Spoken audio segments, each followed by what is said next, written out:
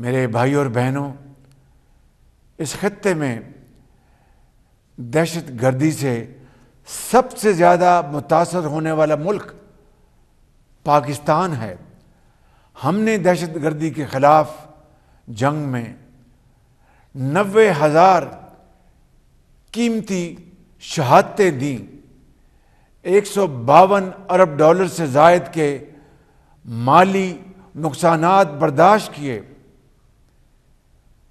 لہٰذا یہ بھارت کی خام خیالی ہے کہ اس کی موجودہ مہم جوئی دہشت گردی کے خاتمے کی جنگ سے ہماری توجہ ہٹا سکے گی۔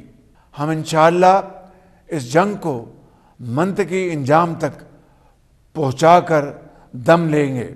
میرے غیور پاکستانیوں، پاکستان کی عزت، سالمیت اور دفاع کے لیے فوج اور عوام یکجاں دو قالب ہیں۔